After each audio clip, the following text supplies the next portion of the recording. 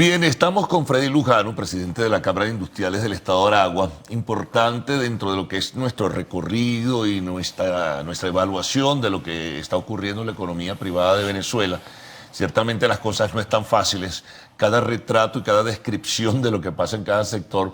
Bueno, y por regiones, pues creo, Freddy, que va ocurriendo lo mismo, ¿no? Hay una serie de problemas, contratiempos, situaciones que me gustaría que pudieras también presentarnos y luego entraremos en detalles en algunos temas específicos, ¿no? Bienvenido, gracias. Claro, como no. Gracias, Carlos. Gracias por la oportunidad de comunicar un poco cómo está la situación del sector industrial en el estado de Aragua, que no es diferente al resto del país, un sector industrial bastante golpeado, bastante disminuido, con un nivel de producción por debajo del 15%, algunos sectores mucho más golpeados, por ejemplo, el sector metalmecánico, que está asociado con el tema de materia prima, de las industrias básicas, algunos parados y algunos trabajando por debajo del 10%.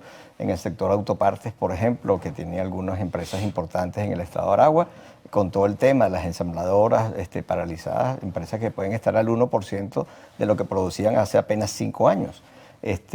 Sectores que están viendo entrando productos de otros países de América Latina que compiten en precios porque, bueno, en sus países tienen condiciones distintas, tienen menos tributos, etcétera. Entonces entran efectivamente en competir en relación a precios pues, mejores. Entonces no está la cosa muy fácil. Te consigues, por ejemplo, el sector papelero, de cuadernos, que hay empresas emblemáticas en el Estado de toda la vida con las que de niños crecimos.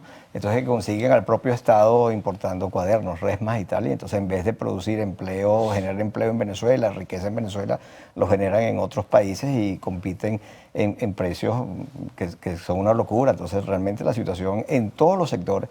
Aragua, como tú bien lo sabes, Carlos, un estado emblemático donde la mayoría de los sectores hacen vida. Ahí tiene cartón, papel, metal mecánico, plástico, agroalimentario, alimentario, metal mecánico. Es decir, un estado... Por industrial. Ahora tú dirías, Freddy, digo porque lo he escuchado decir, que los emporios industriales en Venezuela, que eso incluiría Aragua, que es uno de los más importantes, ¿están en quiebra? ¿O es una exageración decirlo así?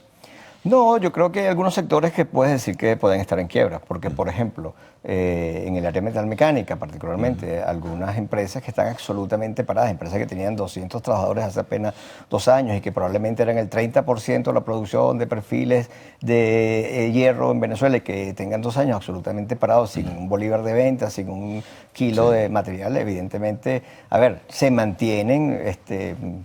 porque todo empresario nace para ser exitoso, para generar empleo, para generar riqueza en el país y evidentemente no nace para irse, pero muchos han cerrado. Tú te paseas por zonas industriales emblemáticas de la ciudad de Aragua, como la zona industrial San Vicente, por ejemplo, en su momento, en los años 70 y luego en los 80, pues todas las calles pues, llenas de trabajadores, etcétera. Y hoy en día ves a la mayoría de esas plantas cerradas, algunas abandonadas, empresas transnacionales que abandonaron, ves a las plantas de entrada, pero ni siquiera con vigilantes. Eso es desolador ver el estado en el cual están la mayoría de las zonas industriales del estado de Aragua. Claro. Ahora, ¿cómo se ha reflejado eso en el área social?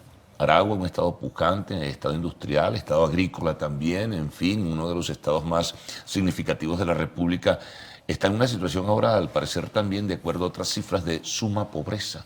Claro, extremada pobreza, porque evidentemente con una situación de empleo tan terrible, porque empresas cerradas, empresas que se han visto en la necesidad de reducir nóminas, adicionalmente al tema de la diáspora que ha generado pues, una salida, sobre todo muy preocupante, Carlos, porque en el último año y medio la diáspora que va fundamentalmente a América del Sur se ha llevado a los mejores trabajadores, porque se ha llevado a los más calificados, que es los que pueden conseguir un empleo de mejor cualificación, de mejor remuneración. Entonces tenemos una situación terrible. La población pasando hambre, la población sin empleo, la población trabaja. Así como en otros lugares del país, tú ves a la gente recogiendo comida de la basura, cosa que jamás habíamos visto en este país y no lo habíamos visto en el estado de Aragua. Y entonces, por otro lado, te encuentras la situación de empresas, las que están sobreviviendo, que están trabajando a duras penas, te encuentras que le sobra gente y le falta gente. Una cosa paradójica. Tú dirás, ¿cómo es eso? Sí, y quería preguntarte a propósito de ello, ¿no? Yo no sé cuál es la percepción que tiene el Estado como tal, que debe marcar cierta orientación y cierta filosofía en lo que es el desarrollo económico, que no es lo que está ocurriendo, por cierto.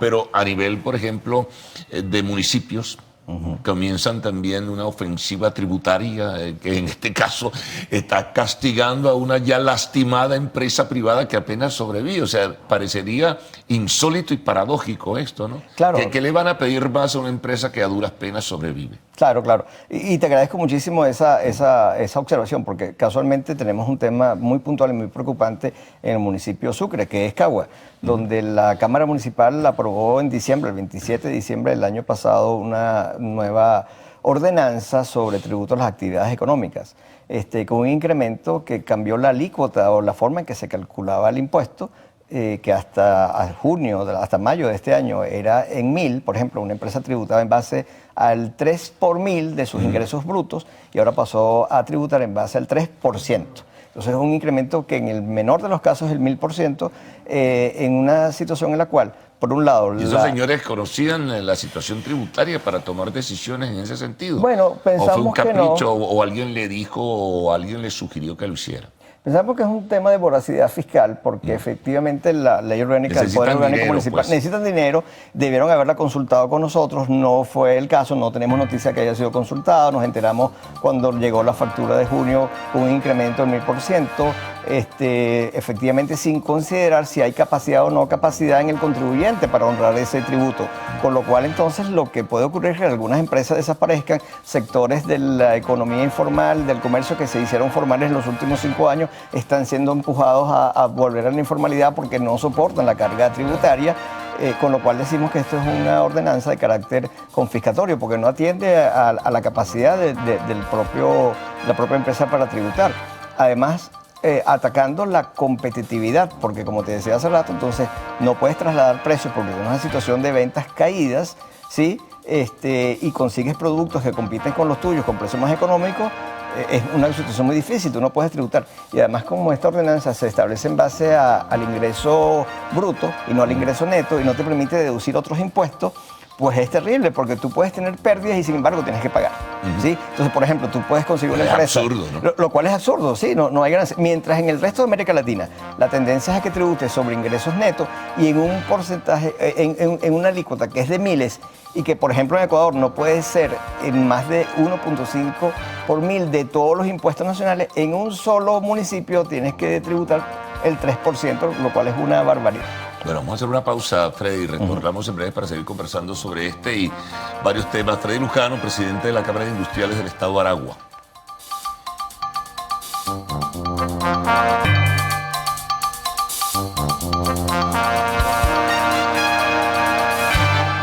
Bueno, mantenemos conversación con Freddy Lujano, presidente de la Cámara de Industriales del Estado Aragua. Freddy, y cerramos el ciclo del municipio de Sucre de Cagua. Sí. No es posible que reflexionen las autoridades municipales porque eso va a llevar indubitablemente a la quiebra y al cierre de esas empresas. Claro. Nadie va a pagar tributos todavía perdiendo, además. Claro, tiene varias consecuencias terribles. La primera es que pones en riesgo la propia existencia de la fuente de empleo, con lo cual el drama social es mayor. Y por otro lado, pones en riesgo la seguridad alimentaria, no solamente de los habitantes de Cagua, la Estado de Aragua, sino de todo el país, porque Cagua es sede de empresas importantes del sector alimentos, industria, agroindustria, etcétera, que se van a ver en una situación muy difícil para seguir operando. Con lo cual, lo que queremos hacer un llamado a la Cámara Municipal para que nos escuche, que es lo que hemos estado solicitando, para revisar juntos la ordenanza y llegar a un acuerdo de lo que es posible, entendiendo que el municipio necesita más recursos, pero que lo tiene que hacer con las empresas operando, con la fuente de empleo, generando trabajo y garantizando que el venezolano va a poder seguir consumiendo los productos de primera necesidad que se producen en este edificio. Entonces, lo que estamos pidiendo es, uno, que dejen sin efecto la ordenanza de diciembre, que comenzó en junio su vigencia, que nos permita seguir tributando en base a la ordenanza anterior y que se instalen las mesas técnicas para que revisemos y juntos lleguemos a un acuerdo que sea razonable y que podamos las empresas que somos serias y responsables tributar correctamente. Ahora, vamos a reinsertarnos en el panorama nacional, ¿no? Temas como la hiperinflación, temas como el mercado cambiario, temas de adquisición de divisas para que las industrias puedan seguir su operatividad. ¿Cómo está la situación en el Estado de Aragua en ese sentido? Bueno, está crítico. Un factor muy crítico reciente que lo nombraste aquí es el tema del anclaje bancario. El Sí, anclaje bancario eso cierra el crédito por todas partes. cierra el crédito por todos lados, porque efectivamente frente a la imposibilidad de adquirir divisas por la restricción del mercado cambiario, pues tú recurrías al crédito bancario y financiabas tu capital de trabajo. Ya ni siquiera estabas financiando adquisición de equipos o materiales, sino básicamente es el flujo que necesitas para trabajar constantemente.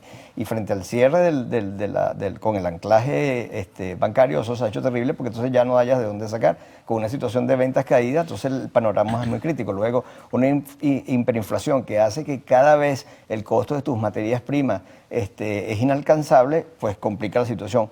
Y por otro lado, el empresario, el industrial aragüeño, así como el industrial en todo el país, ha sido muy responsable en relación a sus trabajadores y a la capacidad de sobrevivencia del trabajador y ha hecho grandes esfuerzos para compensar desde el punto de vista de salario, de ingresos en bonificaciones, para adquisición de vivienda, porque el salario mínimo es un drama, sobre todo a nivel del sector público, porque el sector privado hace grandes esfuerzos, pero la hiperinflación hace que cada vez sea muy complicado y no importa lo que tú compenses, el trabajador se le hace muy difícil. Entonces, tienes, por ejemplo, situación de transporte que lo hace muy complicado. Sí. En el estado de Aragua, situaciones de seguridad que hacen que algunas zonas industriales particularmente, por ejemplo, San Vicente, es difícil, ya ni siquiera el transportista quería llevarte el trabajador, te obliga a incurrir en costos adicionales. Por otro lado, en el tema de servicio, electricidad es algo que no te permite programar tu producción, pierdes producto en proceso, que en el sector alimentario es terrible porque luego que tú tienes en proceso una materia prima y te cortan la electricidad por 4 horas, no puedes seguir produciendo, pero pierdes esa materia prima, entonces son costos adicionales.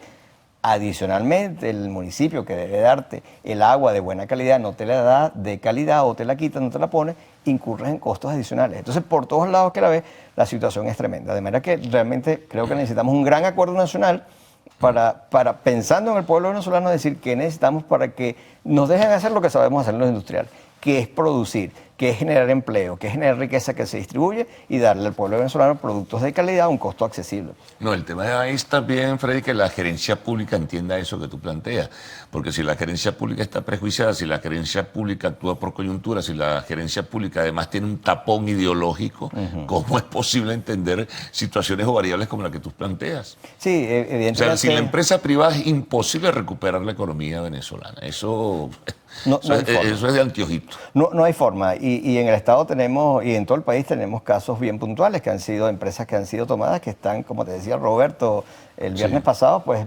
inoperativas. Empresas emblemáticas que producían algunos productos de primera necesidad o productos necesarios para otros sectores industriales que están completamente paralizados.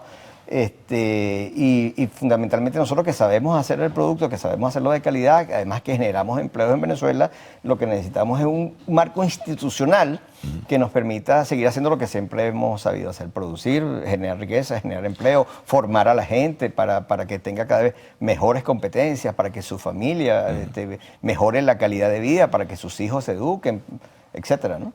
Ahora esto va por cuentagotas, porque de seguir las cosas como van, pronostican algunos que se dedican a estudiar a fondo el tema económico, va a llegar un momento en que la economía se va a paralizar por completo, porque las empresas van a cerrar, las empresas no van a poder producir, la actividad económica también se detiene, se congela. Entonces, ¿qué país vamos a tener? Claro, un país es muy complicado. Yo espero que no lleguemos a eso y los industriales creo que apostamos a que no sea así, apostamos a que tengamos un gran acuerdo nacional, que efectivamente todos los actores fundamentales del espectro político en cualquiera de los lados comprendan que necesitamos como país un acuerdo nacional distinto que permita que el venezolano decida en manos de quién pone el rumbo, en medio de una transparencia, pero en función de apostar a un país distinto, que sea distinto al que, como tú bien señalas, pareciera el que es el que está en el futuro inmediato. Debemos de tenerlo, porque si no, el país no va a existir. O sea, sin empresa privada, el país no tiene posibilidad de existir. Con una situación de caída de los precios del petróleo, de la producción de petróleo en Venezuela, o sea, sin posibilidad de hacerte de divisas, ni de crédito internacional, etcétera, necesitas urgentemente que la producción nacional crezca, y la producción nacional para crecer necesita fundamentalmente libertad de acción. Significa, necesitamos que el cerco industrial que se tendió en los últimos 20 años se vaya desmontando y que nos dejen hacer lo que nosotros sabemos hacer, producir y generar empleo. Eso es fundamentalmente, Carlos. Bueno, Freddy, muchísimas gracias por toda esta información importante. Es el reflejo de lo que está ocurriendo en la economía en el país en términos generales, no solamente en Aragua, sino también en el resto de la geografía venezolana. Freddy Lujano, presidente de la Cámara de Industriales de Aragua. Amigos, una pausa. Al regreso, arte y espectáculos en Guapa.